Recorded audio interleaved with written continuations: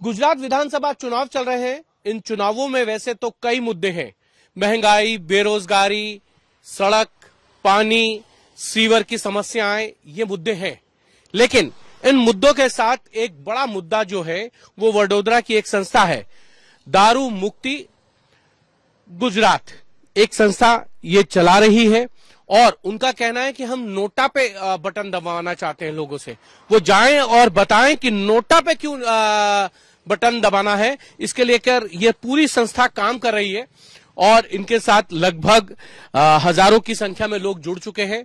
वडोदरा के भी हैं और गुजरात के अन्य शहरों के भी हैं। इनसे पूछते हैं कि आप नोटा को लेकर क्यों चला रहे हैं, क्योंकि राजीव हैं, रूपाली जी हैं, फैशन डिजाइनर हैं, ये लोग पूरा एक कैंपेन चलाते हैं। आप क्यों नोटा को लेकर कैंपेन चला रहे हैं कि नोटा पर जो है वो वोट देना चाहिए? सर, आप जब इतनी सारी पॉलिटिकल पार्टी हैं, पहले तो चलिए ये मान के चला जाता है दो मुख्य पार्टियां थी, कांग्रेस और बीजेपी। अब तो वहां आम आदमी पार्टी भी आ गई है, उस लड़ाई में MIM भी आ गई है, फिर भी आपको इतनी दिक्कत क्यों है? सर, आपने बोला कि गुजरात के कई सारे मुद्दे हैं, रास्ते है, पानी है, वगैरह वगैरह वगैरह। पर सब मुद्दा का बाप मुद्दा जो बोलते हैं, मेन मुद्दा, वो है शराबबंदी। गुजरात में लाखों लीटर शराब, नकली शराब हर रोज पी जाती है। गुजरात में कश्मीर से ज्यादा हिंदू गुजराती मर रहे हैं हर साल। गुजरात के अंदर लाखों की लूट होती है हर रोज की, मतलब साल की हजारों करोड़ की लूट होती है। लेकिन आप जो बोल रहे हैं कि हमारे पास चुनो, हमारे पास है ऑप्शंस, भाजपा है, कांग्रेस है और आम आदमी पार्टी है। तीनों की वाणी अलग है लेकिन उनका विचारधारा सेम है। वो एक भी पार्टी गुजरात की शराबबंदी जो दम्भी है, जो गुजरातियों को मार रही है, जहां पे सरकार खुद 1960 से ये कांड चला रही है, हेल्थ परमिट के नाम पे हेल्थ परमिट देती है, जिसका कोई पुरावा नहीं है कि हेल्थ परमिट क्या है राजीव जी? सरकार ऐसा बोलती है कि दारू पीने से हेल्थ अच्छी होती है, तो करीबन 60,000 70,000 हेल्थ परमिट इश्यू की गई है। वैसे पीने से स्वास्थ्य अच्छा होता है। हाँ, वैसे वो ये आपको जानकारी कहाँ से दे दी? अरे वो ऑनलाइन है, you can apply for a health permit Gujarat state की। मैं खुद नहीं बोल रहा हूँ, ये कुछ इन्वेंटेड चीजें नहीं है और कोई वर्ल्ड में क्लिनिकल ट्रायल्स नहीं हुए हैं कि शराब पीने से हेल्थ अच्छी होती है। ये शराबबंदी गुजरातियों को मारने का एक कावतरू कहवाई गुजरात के अंदर मतलब षड्यंत्र है। और शराब का कहना है कि शराब खोल दे तो लोगों की मृत्यु नहीं होगी और शराब बंद है तो लोगों की मृत्यु हो रही है। जब 90% शराब जो पी जाती है गुजरात के अंदर लाखों लीटर हर रोज की, वो नकली है, वो केमिकली लेस्ड है। बोटाद का हत्याकांड अभी हुआ था 2-3 महीने पहले। तब अगर वो असली शराब पीती है तो बाकी के देश जो है, वो दिल्ली है, महाराष्ट्र है, यूपी है, मुंबई है या साउथ इंडिया है, जहां पे शराबबंदी नहीं है, वहां पे लोग इतने नहीं मर रहे हैं। शराब पीने से लोग मरते वो अलग बात है और नकली शराब जहर पी के मरने की बात वो अलग है। ये भारत का नहीं, ये दुनिया का सबसे बड़ा जेनोसाइड है जो गुजरात में 62 ईयर से चल रहा है। उसमें सब सरकारें जिम्मेदार है और सब नेता जिम्मेदार है। वो तो अच्छा है, सुप्रीम कोर्ट ने मोहर लगा दिया, इलेक्शन कमीशन ने ऑप्शन दे दिया, NOTA none of the above. तो हम नोटा फॉर शराबबंदी मुक्त गुजरात, दारूबंदी मुक्त गुजरात, नोटा फॉर रिफॉर्म्स। आप स्ट्रक्चरल रिफॉर्म्स करो। आपको कितने आपके संगी साथी हैं जो इसके साथ मुहिम में आपके साथ जुड़ गए हैं? अभी सर ये बात समझो कि हम फेसबुक पे 35,000 है, change.org पे 75,000 सिग्नेचर्स है, मेरे व्हाट्सएप ब्रॉडकास्ट में करीबन 20,000 लोग हैं। ये मन कितने हैं इनमें? कॉमन वो हमको क्या मालूम, हम थोड़ी पॉलिटिकल एनालिस्ट है कि हमको फंड मिलता है 100 करोड़ का, 500 करोड़ का, हम कैंपेन, हम this is a people centric मुहिम, ये प्रजा की मुहिम है। इसमें कोई पटेल, वाणिया, ब्राह्मण, मुसलमान, पैसे वाला, गरीब, छोटा बड़ा कोई नहीं आता है। रूपाली जी ये कह रहे हैं कि हेल्थ परमिट मिल जाता है, वो हेल्थ परमिट मिलता है किन लोगों को मिलता है? ये डॉक्टर्स का जो सर्टिफिकेट मतलब जो लोग डॉक्टर्स को के पास पहुंच जाते हैं और डॉक्टर्स को अप्रोच करके सर्टिफिकेट ले लेते हैं, उन लोगों को ये हेल्थ का इनकम का भी एक स्लैब है कि इतनी इनकम होनी चाहिए तभी आपको जो है ये परमिट मिलेगा। ये परमिट का मुझे बहुत इतना नॉलेज नहीं है क्योंकि मेरे पास परमिट, मैं खुद दारू पीती नहीं हूँ और मैं पिलाती भी नहीं हूँ। मुझे आप मुहिम जरूर चला रही हैं? हाँ, मुहिम बिल्कुल चला रही हूँ और मैं इसके खिलाफ भी हूँ क्योंकि ये जो कायदा है, जो ये प्रोहिबिशन का एक्ट है, वो 60 साल से भी ज्यादा से इतने हजारों करोड़ों का इसका रेवेन्यू तो लॉस हो ही रहा है। पता नहीं फायदा किसको हो रहा है, नुकसान प्रजा को डेफिनेटली हो रहा है। और इसमें अभी तो ऐसा था कि पहले की वो जो गरीब लोग थे वो नकली दारू पीते थे या बोतली पीते थे, वो मरते थे। अभी तो ऐसा आ गया है कि जो लोग पैसे वाले लोग हैं, जो अच्छा दारू पीते हैं, वो भी नकली दारू पीने लगे गुजरात में, क्योंकि गुजरात में कहीं भी असली दारू आ ही नहीं रहा, नकली दारू ही पीते हैं। आप मुझे बता रहे थे कि बड़ी तेज सर्विस है शराब की गुजरात के अंदर, मंगाएं और आ जाएगी। जिस तरीके से जो है लोग कहते हैं कि पिज्जा आ जाता है या जो है बाकी जो मर्चेंडाइज कंपनीज हैं उनके सामान आ जाते हैं, उससे तेज सर्विस है। हाँ, होम सर्विस देते हैं लोग, जब भी बुलाओ तुरंत आ जाएंगे। हम तो शराब पीते नहीं है, लेकिन हमने देखा है दोस्तों में बातें जो आ जाती है आपके साथ। बिल्कुल आती है सर, आप एक फोन करो आ जाएगा आपके पास, 10 मिनट में आ जाएगा। 10 मिनट में आ जाएगा जी। अच्छा, लेकिन क्या आपको लगता है कि इससे क्या लॉस है? क्योंकि आप भी बता रहे थे कि लगभग 40,000 लोगों को ये परमिट मिला हुआ है। 60,000 लोगों को ये परमिट मिला है और इनका परमिट का प्रोसेस ऐसा सिंपल रहता है कि यहाँ पे बकायदा प्रोहिबिशन का एक ऑफिस खुला हुआ है यहाँ पे नर्मदा भवन में। आप वहां से फॉर्म कलेक्ट कीजिए और कि तुरंत वहां पे फॉर्म भरे। आप मेडिकल ऑफिसर गवर्नमेंट वहां से आपको लिखित में देते हैं, जो भी है थोड़े पैसे दे करके आपकी हेल्थ परमिट निकल जाती है। और परमिट निकलने के बाद ये पूरा का पूरा आप लोग शराबी नहीं पीते हैं तो आप लोग इसको लेकर मुहिम क्यों चलाना चाहते हैं? मुहिम हमारे लिए तो बहुत बड़ी बात है, क्योंकि देश का तो राजस्व नहीं बढ़ रहा, पर गुजरात का तो राजस्व पूरे नुकसान में जा रहा है। ये भ्रष्टाचार के रूप में आ रहा है, ये भ्रष्टाचार हो रहा है। अगर ये खुलेआम बेच देते तो आज ये आर्थिक तरीके से बहुत बड़ा स्टेट हो सकता है, अभी भी है। और ये पूरा आप डेस्टिनेशन वेडिंग, आप मैडम बैठी है यहाँ पर, डेस्टिनेशन वेडिंग यहाँ से कहाँ होता है? गोवा में होता है। क्यों होता है? वहाँ पे शादियों में और सब जगह शराब पीसी जा रही है, यहाँ पे परमिशन नहीं है, तो यहाँ के लोग कहाँ जाएंगे? और सबसे बड़ा राजस्व यहाँ पे आना चाहिए। आर्थिक तरीके से इनका नुकसान हो रहा है गुजरात का। इसका फायदा किन लोगों को मिलता है बॉस? करप्ट लोगों को, जो ये सब नेक्सस में और जो ये कौभांड में सब शामिल है, उनमें नीचे चपरासी से लेके ऊपर के बड़े बड़े नेताओं तक इसमें हर एक आदमी इसमें शामिल है। आपको हेल्थ परमिट, सरकार ये कहती है कि दारू पीना स्वास्थ्य के लिए हानिकारक है, इसलिए गुजरात में शराबबंदी है। अगर शराबबंदी है, स्वास्थ्य के लिए हानिकारक है, तो आप हेल्थ परमिट किस बिहाफ पे देते हैं? और अगर इतना ही हानिकारक है तो देश के जवानों को क्यों पिलाई जाती है, जिनके ऊपर तो पूरे देश की सुरक्षा का जिम्मा है?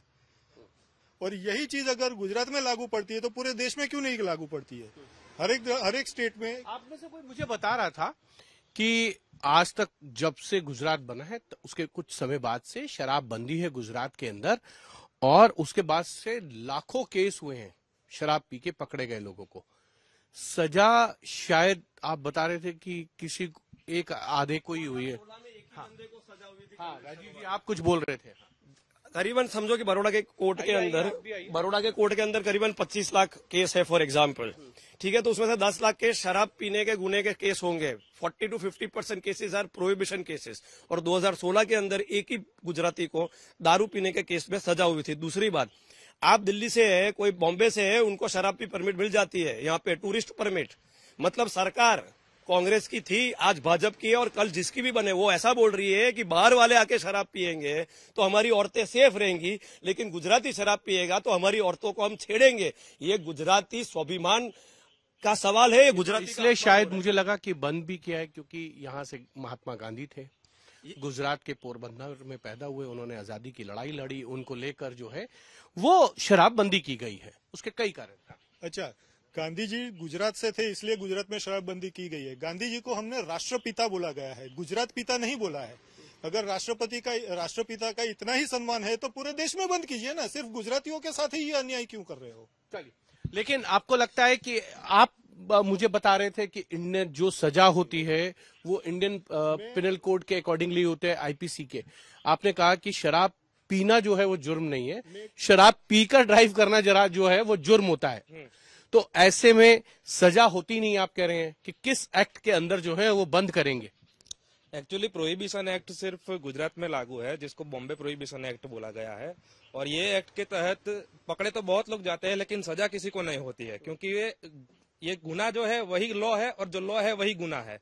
तो 2016 में सिर्फ एक ही आदमी को इसके अंदर जेल की सजा हुई है, ये ऑन रिकॉर्ड है। आज तक? यस, आज तक का मालूम नहीं है, लेकिन अभी तक हमने जब से देखा है, से आपके ध्यान में है, तब से एक ही व्यक्ति को सजा हुई है। और ज्यादातर देखने को भी मिलता है, जो डिस्ट्रिक्ट कोर्ट्स होते हैं उसके बाहर ये लोग साल में 1-2 दिन ऐसा रखते हैं जहाँ पे जितने भी लोग पकड़े गए हैं उनका सामूहिक समाधान करवाते हैं सरकार के साथ कि ओके, ये 100 रुपया हम भरते हैं और ये गुना हमको एक्सेप्टेबल है।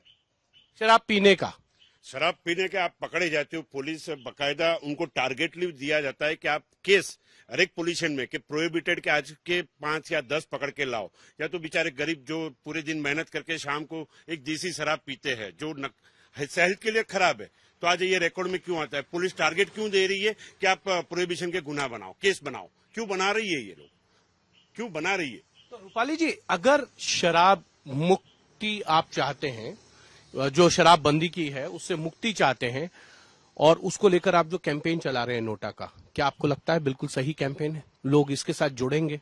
लोगों को जुड़ना चाहिए, क्योंकि कोई भी एक भी पक्ष, राजकीय पक्ष ऐसा नहीं है जो गुजरात के हित की बात करेगा।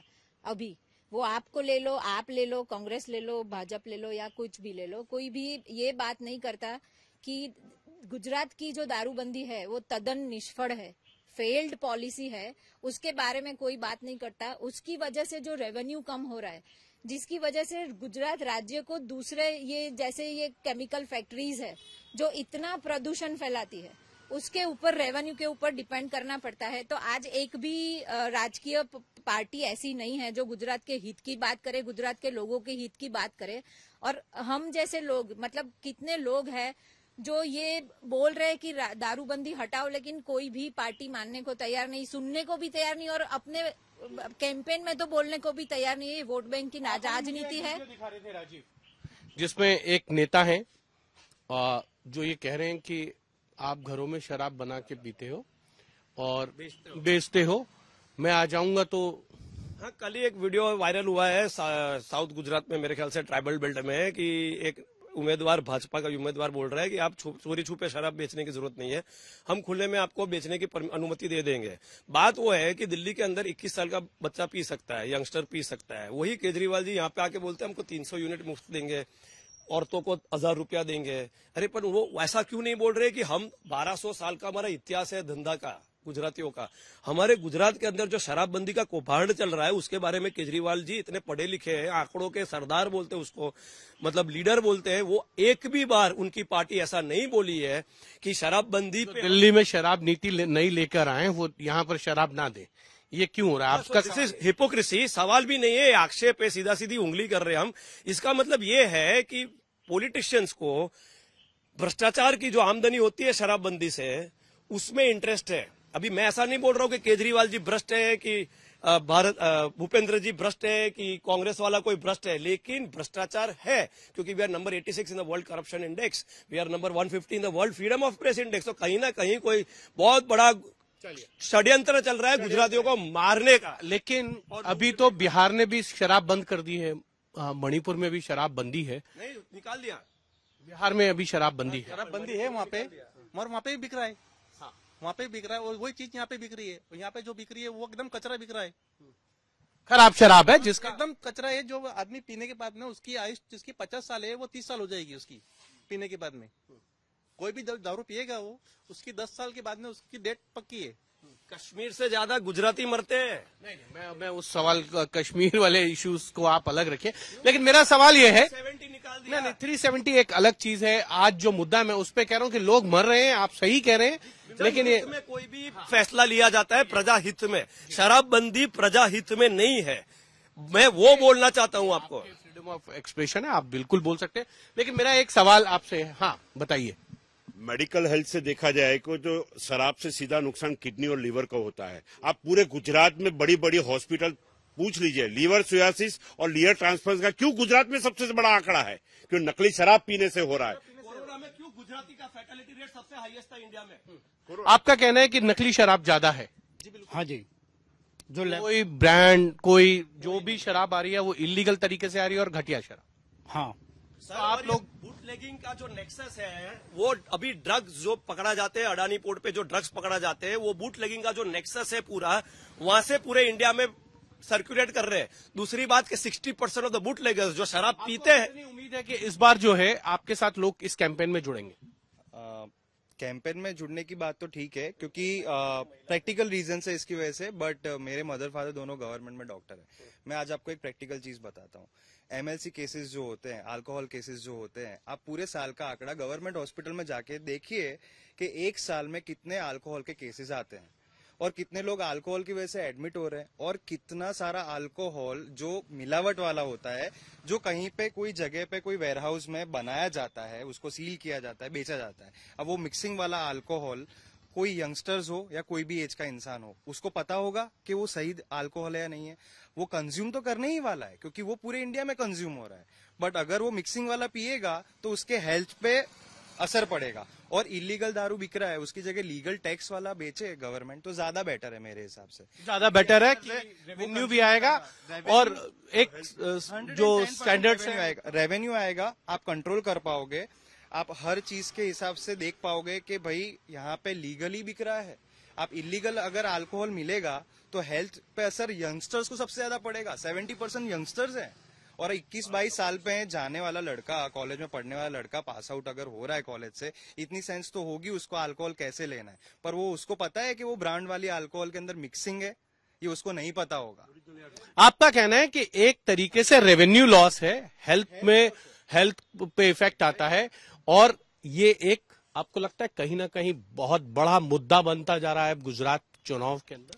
है ही है। जो शराबबंदी का ये लोगों ने कानून लागू किया है वीमेन सेफ्टी को बोलकर, लेकिन मीडिया का ही रिपोर्ट है कि 60% ऑफ बुटलेगर्स आर वीमेन।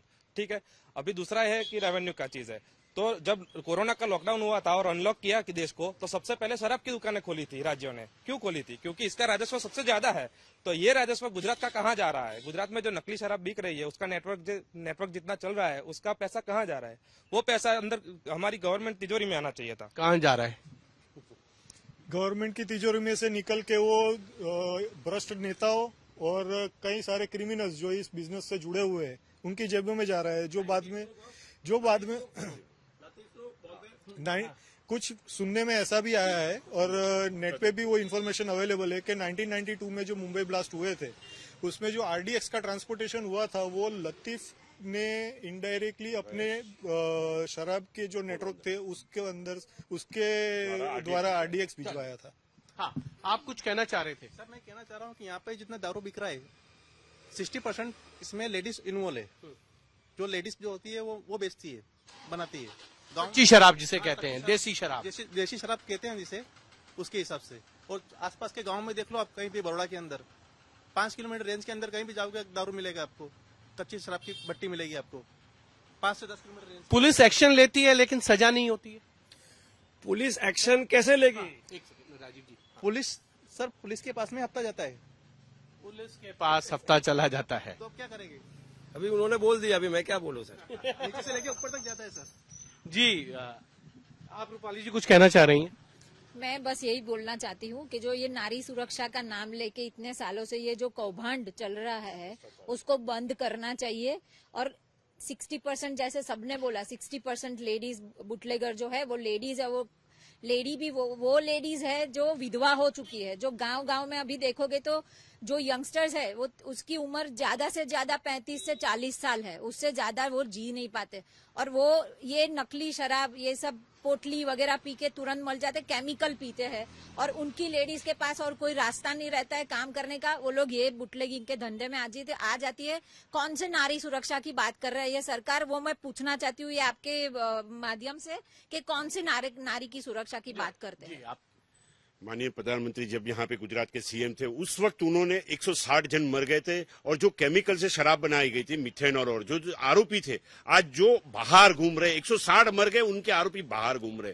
ऐसे उन्नाव में हो रहा है, उनके आरोपी भी बाहर घूमेंगे। तो आज ये मरने का रेशिया बड़ा है, आरोपी बेचने वाले ज्यादा है, तो भ्रष्टाचार हो ही रहा है, वो सिरे से दिख रहा है, नीचे से ऊपर तक भ्रष्टाचार हो रहा है। तो ये बिकने क्यों दे रहे? अच्छी भली ब्रांड। कितने आपको लगता है कितने लोग आपके इस आंदोलन के साथ जुड़ जाएंगे जो अब आपको लगता है कि नोटा के बटन पर बटन दबाकर ये संदेश देंगे कि देखिए? हाँ बताइए राजीव जी। सर इसमें गुजरात के अंदर आप देखेंगे तो कांग्रेस भाजपा और आपने 40-45 पाटीदारों को सीट्स दिए है इलेक्शन लड़ने के लिए। ये जो शराबबंदी का मुद्दा है उसमें पटेल, वाणिया, जैन, मुसलमान, रिच, पुअर, गरीब, छोटा बड़ा, पढ़ा लिखा, अभण, tribal belt, rural belt, city belt, ये गुजराती की बात है। 7 करोड़ गुजराती जनता को लूटी जा रही है, मारी जा रही है, इसलिए हम नोटा दबाएंगे। और हम तो पब्लिक को बोल रहे कि वोट बहिष्कार मत करो। बहुत सारी सोसाइटी पे बैनर्स लगे। गया था, आनंद गया था, वहां पे एक इशू था। उनका कहना है कि हमारी जो मूलभूत समस्याएं हैं उसका समाधान नहीं हुआ, इसलिए वो वोट कास्ट नहीं करेंगे। और उन्होंने बाहर बैनर लगा दिया कि लोग जो हैं, जो नेता हैं, जो राजनीतिक पार्टियों से संबंधित हैं, वो यहाँ प्रचार करने ना आए क्योंकि हम वोट नहीं देंगे। करेक्ट। तो हम वो बोल रहे हैं आप बहिष्कार मत करो, आप नोटा करो। NOTA is a direct message to the politicians, क्योंकि हमारे वोट की ही कीमत है। हमारा अगर वोट 5%, 10% अगर नोटा हो गया, फिर शराबबंदी के खिलाफ है या रोड रास्ते अच्छे करने के लिए है, पानी की समस्या के लिए है, पगार धोरण के लिए है, किसी के लिए भी है, तो ये नेता लोग अपनी पॉलिटिकल विचारधारा बदलने पे मजबूर हो जाएंगे और गुजरात भारत का सिंगापुर बन सकता है, बाकी गुजरात बर्बाद हो सकता है। अब आप मुझे चलते चलते सिर्फ अंत में ये बता दीजिए कि 2014 में कितने % लोगों ने नोटा पे दबाया गुजरात में, और 17 के चुनाव में कितना दबाया, और 19 में अब आपको कितनी उम्मीद नजर आती है 22 के विधानसभा चुनाव में? 1.8% नोटा हुआ था लास्ट इलेक्शन में और 2014 में। इस बार हमें ऐसा लग रहा है 19 का कोई, 17 का कोई रिकॉर्ड? 19 का तो सेंट्रल लोकसभा इलेक्शन था तो उसका तो पता नहीं। 2017 में जो था आई थिंक 3% के आसपास कुछ था, जो 2012 के इलेक्शन से डबल हो चुका था। और इस बार हमें ऐसी उम्मीद है कि शायद ये, हम तो उम्मीद रखते हैं कि अगर ये 10% भी अगर हो जाता है इस बार, जो मुश्किल है, लेकिन अगर 10% भी अगर हो जाता है तो हमारे लिए बहुत अच्छी बात होगी, जिसकी वजह से पॉलिटिशियन को ये मैसेज जाएगा कि आप प्रजा को या पब्लिक को इतना उल्लू नहीं बना सकते हो किसी नियम के आधार पर, या फिर इस तरीके से गुजरातियों को गुजरात में अपमानित करके दबाने का ये जो कांड चल रहा है वो सरासर गलत है।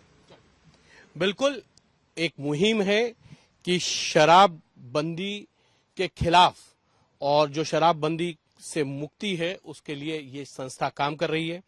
अब ये मुद्दा कितना बड़ा होगा, कितना नहीं होगा, कितने मतदाता इस मुद्दे के साथ जुड़ेंगे, नहीं जुड़ेंगे, लेकिन हर चुनाव में मुद्दे होते हैं और उन मुद्दों में एक ये भी मुद्दा है, ये बड़ा विचित्र मुद्दा है, क्योंकि चुनाव में व्यक्ति जो है वो मुद्दे बनाता है शिक्षा का, मुद्दा बनाता है सड़क का, मुद्दा बनता है महंगाई का, बेरोजगारी का, स्वास्थ्य का। ये मुद्दा है शराबबंदी के खिलाफ।